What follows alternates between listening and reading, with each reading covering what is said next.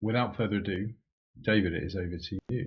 Okay. Hi, everyone. I'm David from Croydon Council. I'm a content designer and also led on our forms when we first started using Drupal forms. So I kind of like got a bit of a foot in a dev camp, styling, that kind of thing, but also content design. So I will share my screen. Let me find web forms. So you should now be seeing, I'll turn my camera off so I don't keep seeing me. Right, okay, so you should see the web form dashboard. Can everybody see that? Yeah. Okay. So this is, I mean, I won't go into the platform tech because I don't understand all of it anyway, but I will go from a purely building form side of things. So once everything's been set up, the first thing you see when you go in, or pretty much the first thing, is the dashboard. This shows you this shows you all the forms on this particular platform. This is our non-production platform where we stage forms that we're building and then we export them into the live environment once we're done. So basically it shows you the name, link. This is a link to the form. You can have categories. We haven't really gone for that just yet. But that will be where you can kind of filter down in the view. If you've got hundreds of forms, once they're categorized, you can kind of go to housing, or you can go whatever category you decided to use and filter them down. You can see who built them. Results is the number of submissions that form's had. As this is a test environment, it's not, this data isn't really meaningful, but you can kind of see what you get from the dashboard. So I'll start by just jumping into building one. So that's done with this blue button here, depending on how you've styled, based on your own theming. First thing you see is, what do you want to call it? So I've prepared a running in joke that we had in Brighton, which is report a lost dog, or in this case, report a lost or found dog. I don't know why this became a Brighton and Hove meme, but it did. So I decided to use that as a demo. So what we will do is start off with the title, mandatory. This bit here is literally, the administrative description is literally for being able to see what the form's all about from the back end. It doesn't get shown on the website, on the customer facing side of the form. Machine name, these are all, so this is the machine name here. It automatically underscores. You can't have any spaces or any kind of non-alphanumeric character. It gives you 32 characters. It's always best to try and think about this, because these are the things that you'll be looking back on and testing against when you're doing things like conditions, which we'll cover later. And if it's got this long cut-off name, you'll never be able to find it. So it's always good. For this, report a lost or found dog is fine. You can edit it if you want to. It will shout at you, on certain terms if you don't put in the correct format. So I'll leave it as is. Here we go with categories. I'm just going to put this down as test. Open or closed means the form open means it's when it's presented, somebody can fill it in. Closed means that form will just show up saying this form is not available, and everything will be either grayed out or not shown at all. I can't remember which. That's the first thing you do when you start a form. So you click save, and in a little while more. Right, this is the form building section. Build is also the button you see on the far right hand side of the dashboard on existing forms. So build is synonymous with editing and creation. It doesn't mean you have to build it. So build is just the name for creating it. So the first thing we need to do is add an element. Add a page. You can do a one-page form without having to add a page. but you will need pages if you're going to have several pages in your form. Otherwise, you just have one long form which has the same, which will have consistent through, which can be useful, but in this case we'll do it the prescribed way, and we'll add a page. So what we get here, and just to make sure everybody can see, because I've zoomed in a little bit because I'm wary that some people might be looking on tiny laptop screens. So on the right hand side here is where you have all the details of the particular thing that you're about to create. In this case, it's an entire page. So we need a title for this, and the title of this page is let me just see, refer to my notes. Is this lost or found? And as you can see, it doesn't like question marks, so I tend to go in and edit this. So what I would do is cut it down a little bit so that when you see them, when you're picking conditions, they're very easy to read, because otherwise you get these long sentences, as I said before, which are a bit difficult. So lost or found, that's the synopsis, that's the key, and you can't have more than one key of the same name. It will, again, bark at you if apologies for the pun. It will bark at you if you try and put in a machine name that's the same as another one.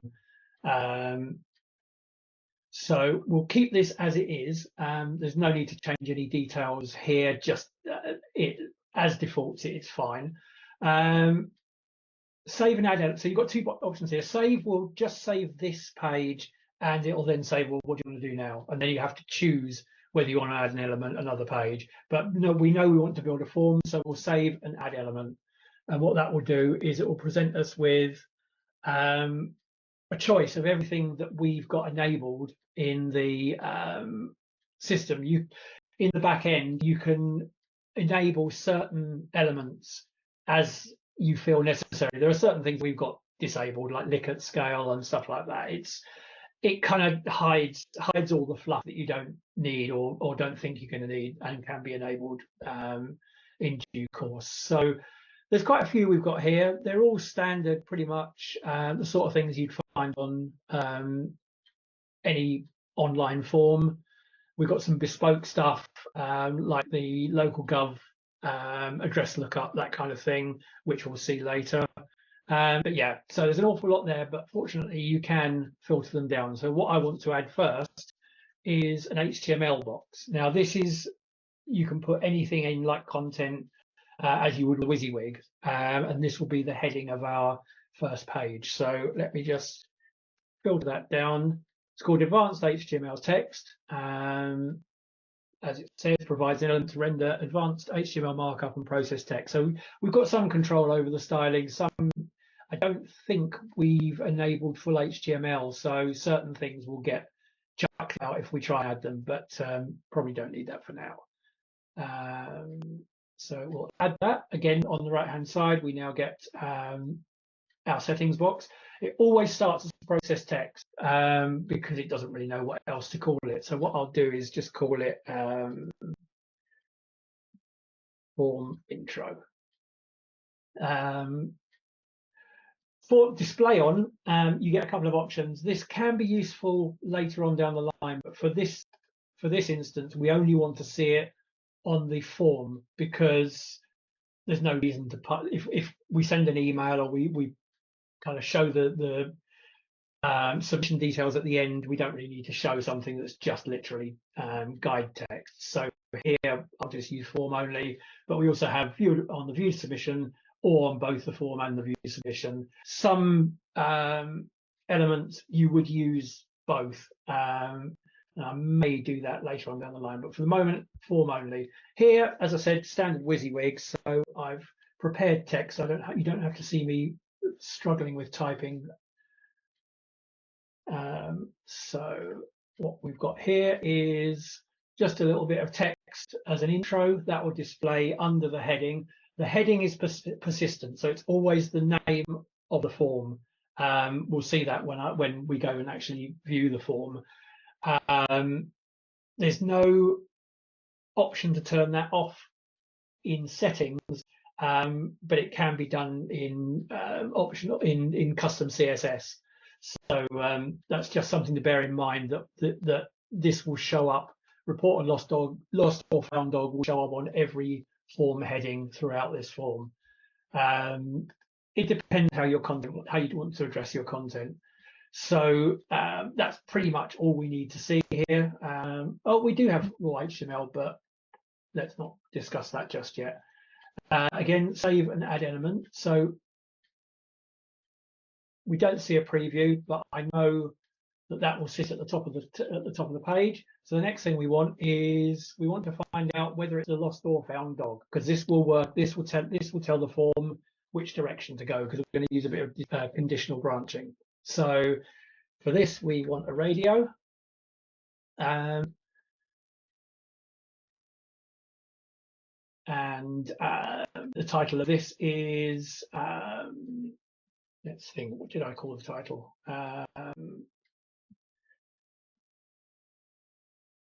Lost or found. And here we can enter our own custom options, free text on either side. For this one, we know it's a yes, no, and these are actually built in. Again, in the admin side of things, you can add your own predefined blocks. So if you know you use something that's going to be used like you want to set a particular age group for radio buttons, it's got its own one, but it's pretty generic, but you might want to set up your own. So in the back end, the developers can add blocks that you can choose from in a similar way to this. So I'll just say yes and no. It automatically puts in the yes or no question. I don't need to make any changes here because it's just a standard thing. So I will click save and add element. So normally when actually I didn't want to do that because I'm going to explain. Normally we follow in the content of a page per question, because it especially on mobile devices, having a whole load of questions just clutters and it makes it difficult for the person filling it out. So we kind of stick as much as possible to one question per page. In this demo, I'm not going to do that because it would just take too long to have all the different elements. So I'm going to cancel that because I actually now need another page. So this one is going to be dog. Let's call it lost dog details. Again, we don't need to do anything here. We might in some cases we might want to change the label, but this can always be done after the fact. Most things can be customized at a later date. So if you put anything in that you didn't really want to put in, then we can always go back and edit it. Again, save and add element. This time I want to do some text boxes. So let me just go back to my predefined list. So we have, what we want first is text. Oops, text. So we've got a text field. This is a standard single line field. We can limit it. There are various elements which can control each individual field. Again, I won't go too deeply into this. We can always have a follow-up if we want to do a deep dive. So this one is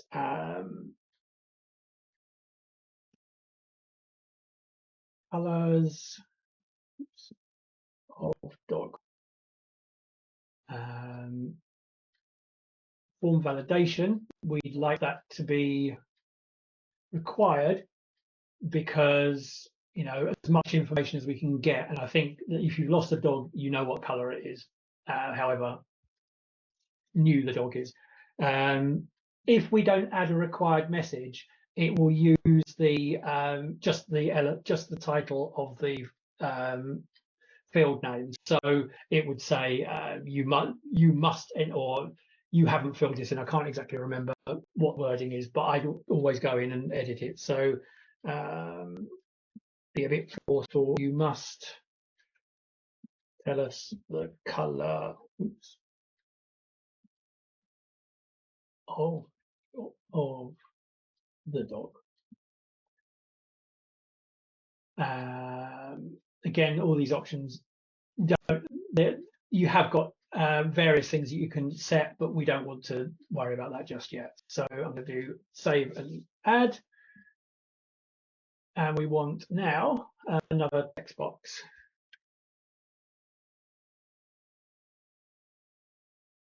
This one is breed.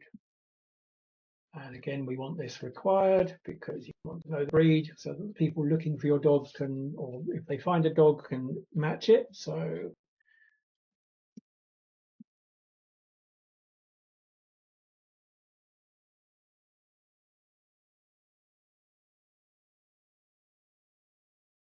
apologies to the content designers. I'm not going to be too pernickety about it. Right, so we want another one, and this will be the dog's name.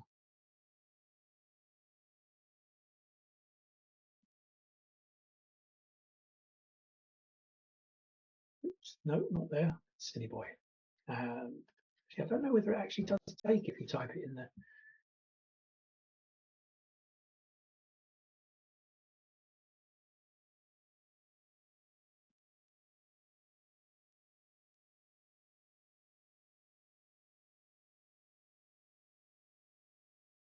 Right, what's the next one? So okay, so what we want now is a text area, which is the larger text box, this one here. So we'll add that. And where was the dog last seen? I did think about making this a proper address lookup, but then it might not be the best way to do it. So I decided to just use a standard text box, and you can say, next to the recreation ground, half a mile up the road, rather than actually saying postcode or street name, because you might have lost it in a field. So required method is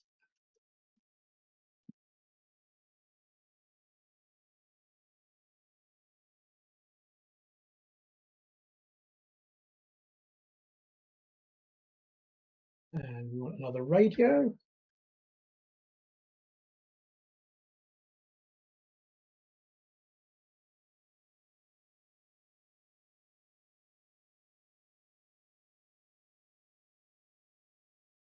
Again, we just need a yes and no for this one.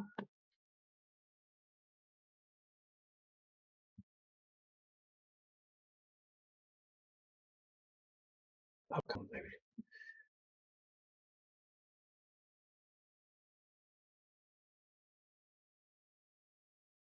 Don't think we necessarily need to make that required, but just for the demo.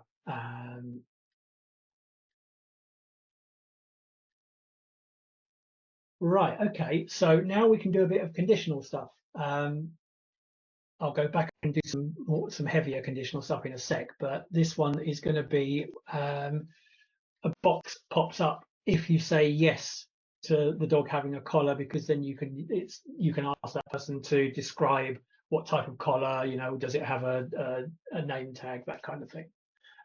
So let's have another text area.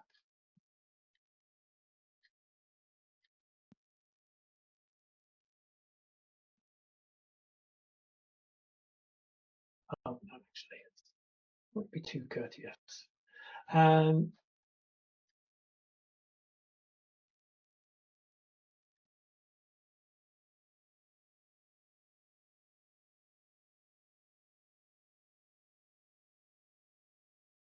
Right, okay, so I'm going to ponder over this one for a moment because I'm going to create some conditions. Now, when we updated, it messed up the CSS of this, so I'm going to have to stretch this over to be able to see it, but it'll be a good demonstration of some conditionals. So what we're going to do is say this is only going to be visible if actually all, and it gives us all our current fields, and you can see here where you've got, it doesn't show you the machine name, but if you've got long drawn out titles, it's going to be really difficult to find. So what we want is, does this dog have a collar? and we want it to be visible if the value is yes, and it will pre-populate any radio buttons or checkboxes with the label of that particular radio option. So it makes it easier because you've got all sorts of things when you've got gender and race and things like that. So now this will only show us the text box under that particular condition. So we'll again do a save and add element. And from here, we want to just add one more radio.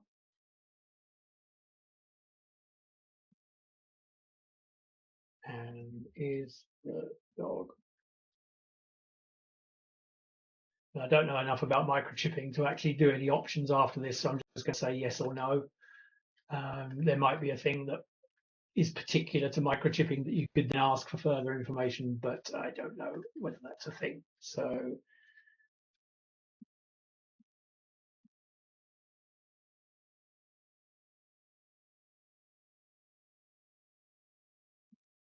okay, so last but not least, we'll do a file upload, just in case you happen to have a photo of the dog that you want to send them. So we will look for upload and not find because it's not called that. File, just file. So there are a couple of caveats to this one. You can tell it how many files you want to upload. So you might want to make it restricted if you think you're going to get a whole load of things uploaded. So we can limit the value. So let's just say photo of the dog. You can have limited or unlimited. Now the caveat here is if whichever option you choose gets set in stone as soon as the form is submitted by somebody, because it's stored in the database, you can't suddenly turn around and say, actually, I didn't want only one file, I want 50 files, because the database won't have that storage. So the only way to get around that is to actually create a brand new file upload and kind of hide this one, because if you delete it, it also deletes the data. So that's a bit of a gotcha. So just to be aware, have a think about the number of files you'd want somebody to upload in one go before the form is committed to the live environment. For this, I think we only need one picture of the dog. It's not a fashion parade, so we'll leave it at one.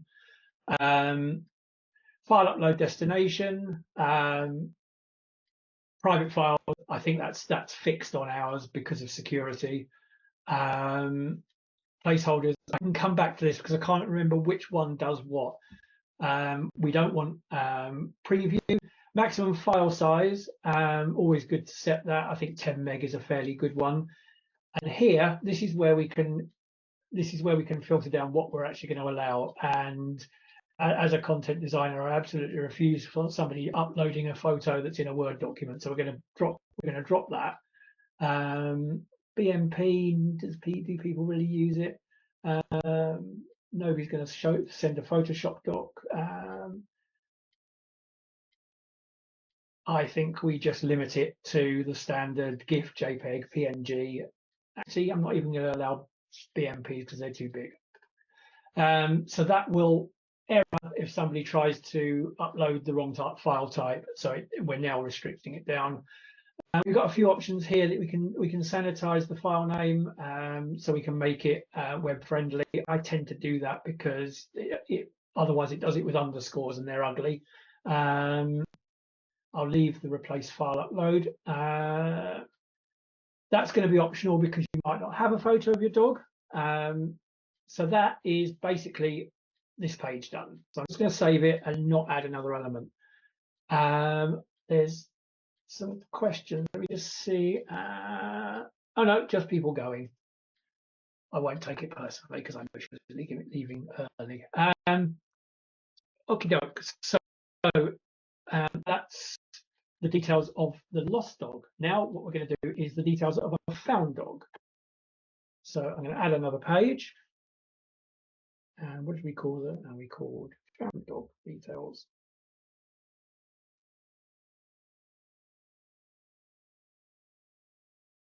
And that's all we need there. So save and add an element.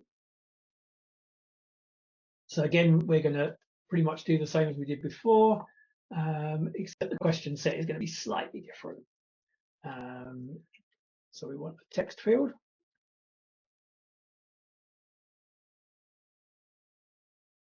And we will call this colors of dog. Again, you must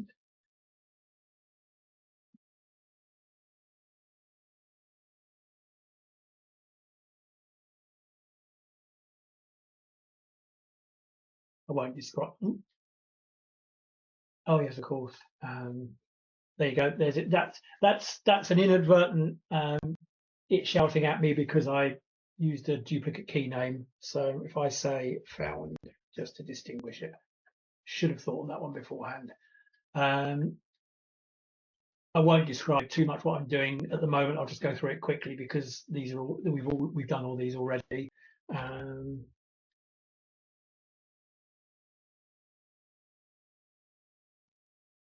Apart from this one, which will be breed if known, because if you find a dog, you might not know what the breed is, so we'll leave that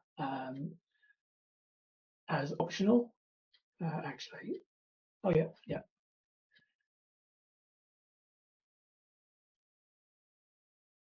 And okay, so what we'll do now is we'll add another radio.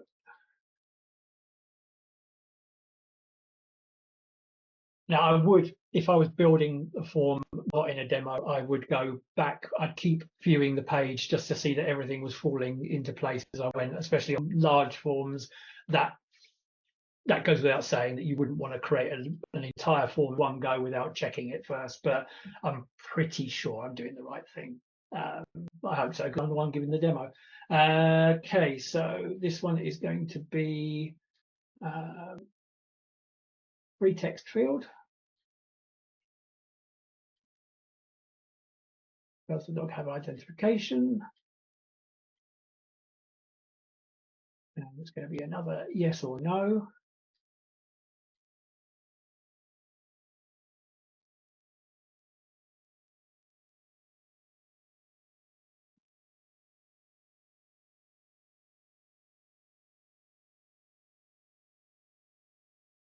And that's not if it's carrying an ID card. So here we are going to do another conditional. Ooh, did I spell identification wrong? Go back to that in a second.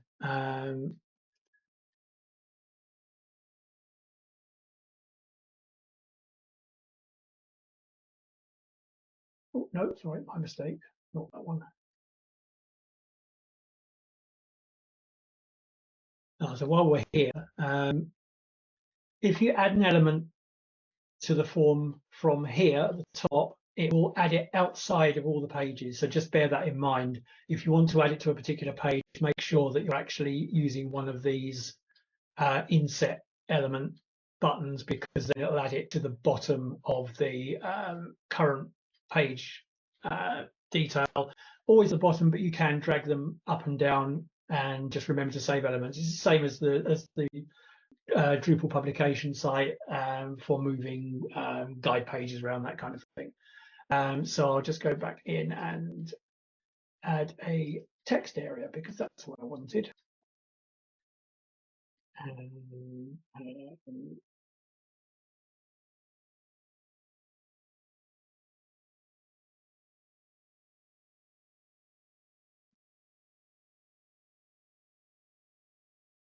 And what we can do here is we can add a description. So a bit of helper text.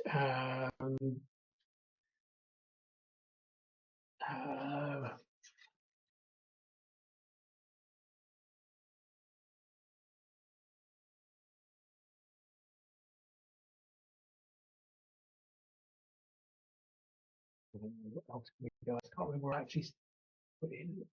Oh, I got a collar.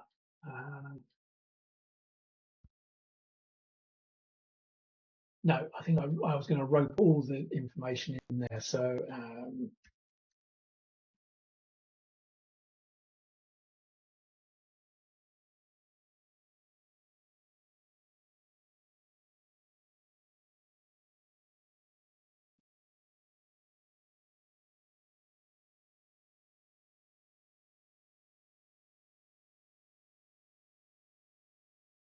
oh, blimey, is the time up already? Good grief.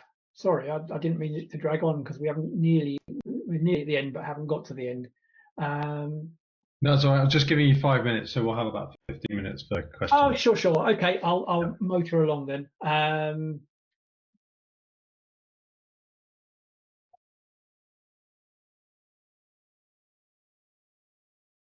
Right, we'll leave that as a free text because we don't want, it's not necessarily going to have a color or anything. So let's just see.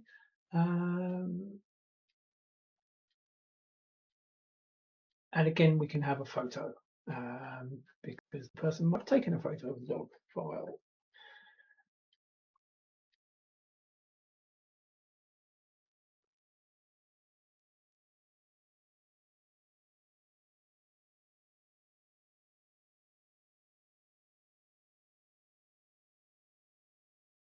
Oh yeah, so this just demonstrates that you can have a different name, a different file, machine name or key to what you're actually putting in. So this one will be found, but I can still just have the title as photo of dog.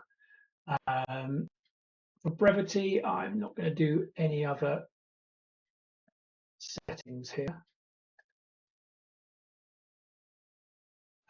What I didn't do is the conditional on this one. So what we want here is visible if any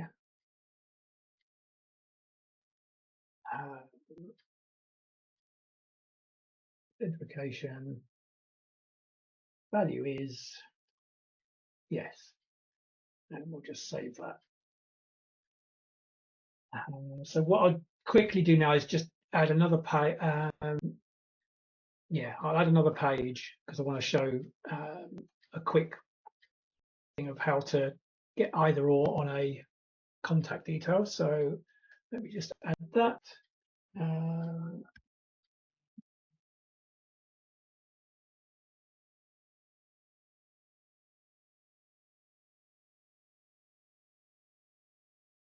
Let's have another text box.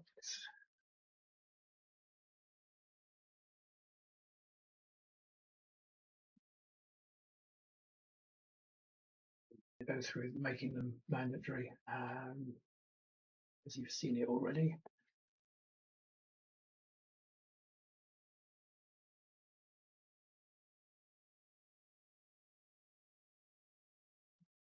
Actually, let me just do this.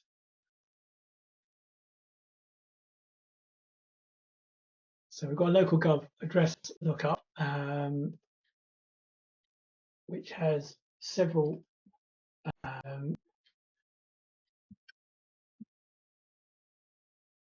things to do, but this one is the important one. You have to enable the geocoder plugin because otherwise it won't work. It's difficult to make it mandatory because certain things are hidden, so I never do. So let me just do that. But what I will do is quickly email and telephone number. So we do have an email field which has automatic validation for standard email formats. So let me just add that. I won't add it as required. I can just have enough time for this one error, and then I can tail off. But this one's quite interesting. We don't have a particular new phone number because they've got a standard which may or may not work. So I just tend to use a standard text field for the phone number.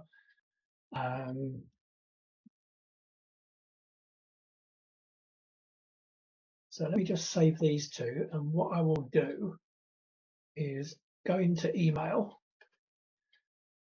So people like a preference. So what I can say here is required if phone number is empty, and we just save that. And similarly for the phone number, I will say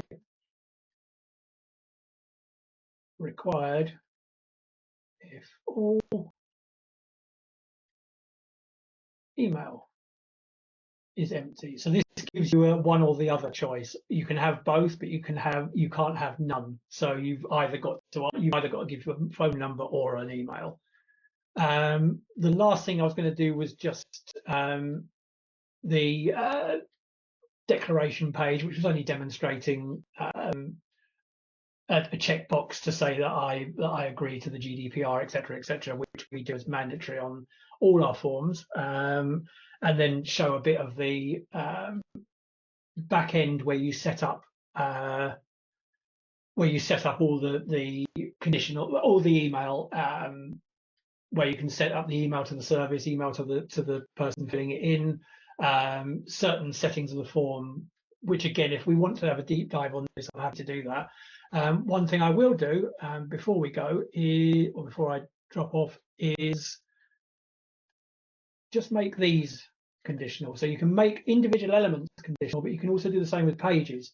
Now we don't want to see lost dog and found dog. So what I will do is this page is only visible if, this is lost dog, if lost dog value is, is it a lost dog? No, sorry, that's a bad question. I'm going to have to say yes on this one, but I didn't mean to do that. It should have been lost or found. And similarly, this one is only visible if lost or found value is no. So that's going to be a bit of an odd question, but anyway, so let me just save that, and I will now view the form and hope for the best.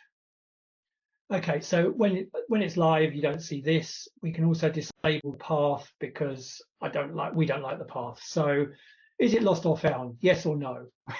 So if I say yes, the next page you'll see is, and we haven't got a title for this because I didn't add it, but this is for the lost dog. If I go back and I say no, or actually it's found, it should only give the details for somebody who's found the dog. So I'll go through this one. Brown,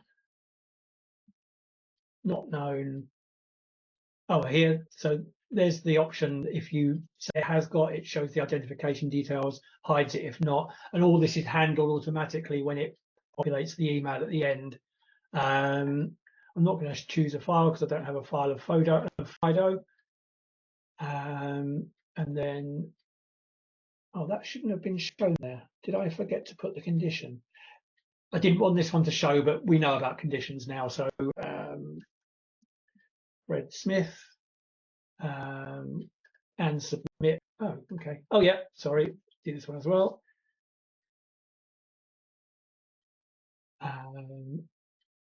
And submit.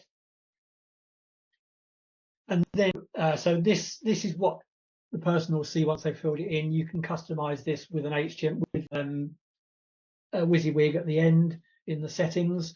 And that's pretty much it. That will fire off an email to the service or an email to the person who filled it as a courtesy. Yeah, so that's pretty much a whistle-stop tour of forms. I will stop sharing. I'll stop sharing there, and I will come back onto your screens if I can find where my video is. Brilliant. Thanks, David. I hope Oh, that wasn't great. that wasn't too much of a kind of like, oh, I can't cope with this too much. No, But brilliant. I've used forms, but not for a while, so it's really interesting. good, good. So, open to the floor. Any questions for David on form-related matters? Everybody's silent. Everybody knows about forms. This is all a mistake. I imagine Michael.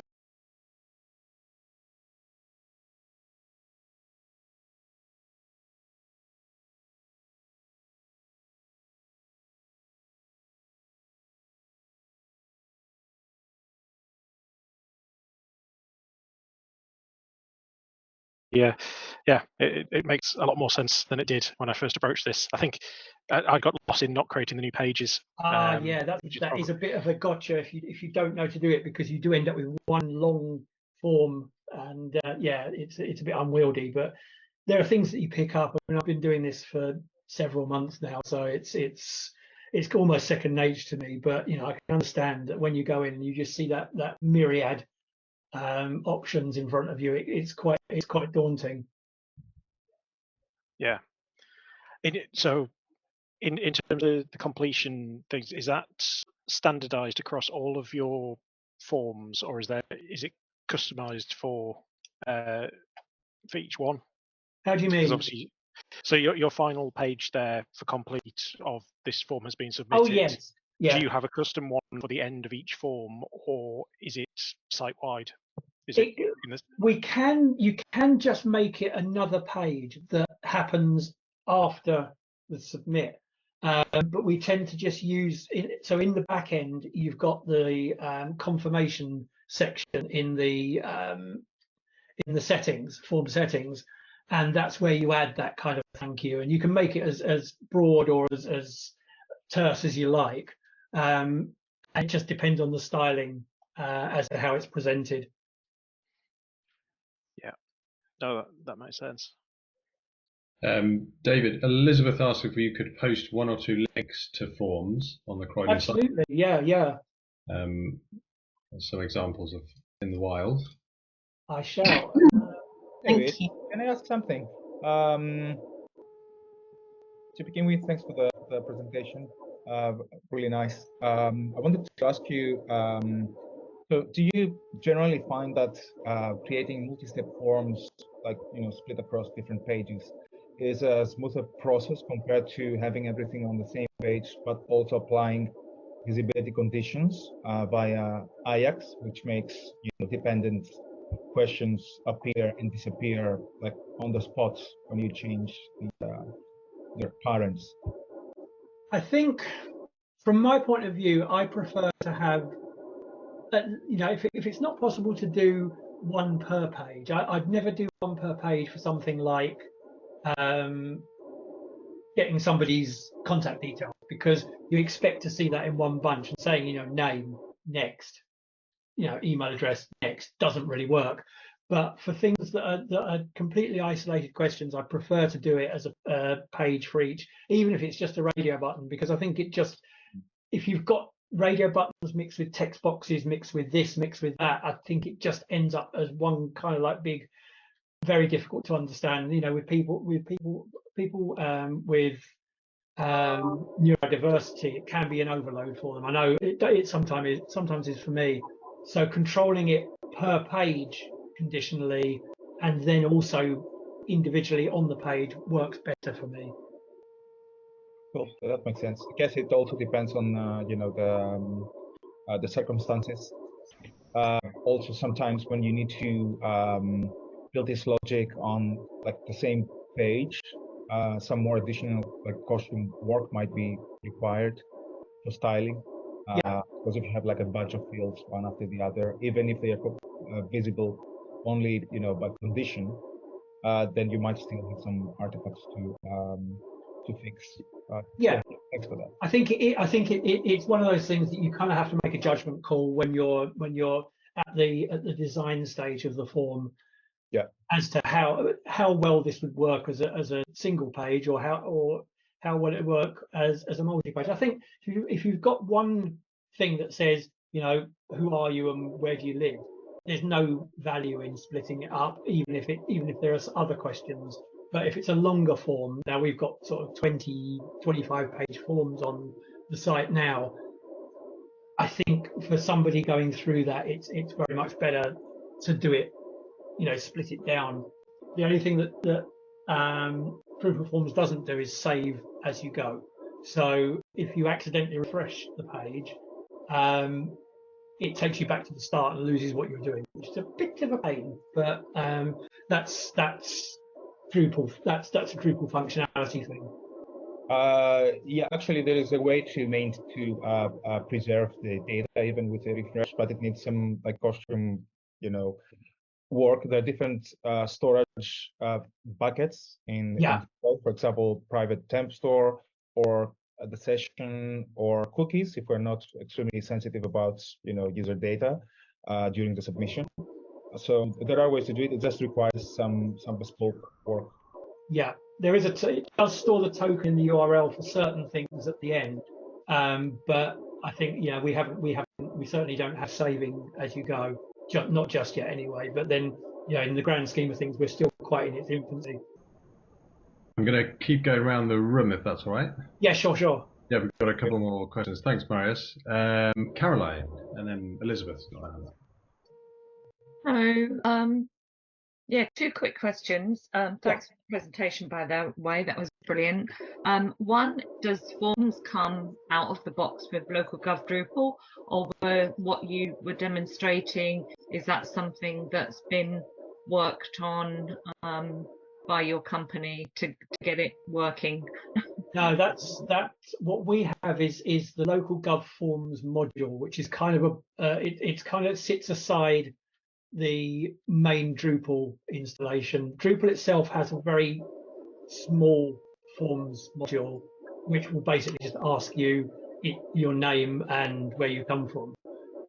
This one is a separate thing, but it's still it's still under development by LocalGov. So out of the box, it kind of looks like what I just demonstrated. But it will have a few flaws, is that what you're saying? I think there are some design things that need to be addressed, and we've had to build some custom code for certain things, but just general functionality, no, it does do what you've just seen out of the box, as far as I'm aware. Yeah. And the other thing, I mean, in our organisation, content designers have not really had much experience building forms. They were things that were built on our forms platform by tech services and techie dudes. So like all of a sudden, if forms is going to be available and they're going to say, away you go, content designers, design these forms, it's a little bit intimidating because there's lots of the language and everything that we're not familiar with, those what if statements, the conditions and all this business. So like it's a lot to get your head around, you know, for the first time. Yeah, absolutely. I think our content designers, or a couple of them who are more on the words than the tech, have struggled a little bit, but it's not as complex as something like a low-code platform or anything like that. Once you kind of get the concept in your mind, it actually is fairly straightforward. I think there is, David, as well. There is webform is one of the modules that's got quite good documentation from the Drupal community. Okay. Yeah.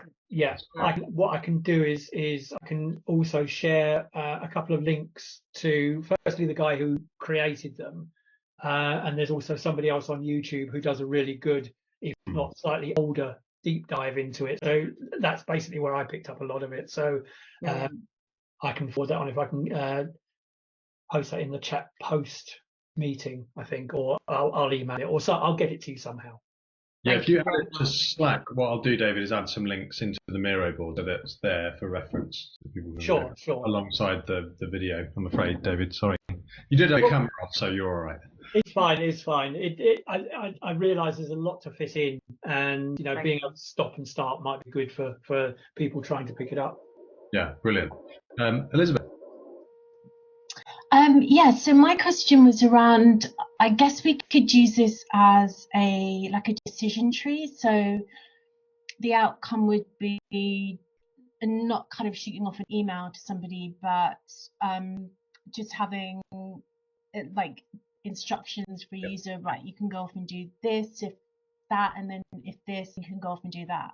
Absolutely, yeah. And I don't think we've got anything like that, but it's certainly been floated as using it as a decision tree for content rather than just a plain old form, because you don't have to submit.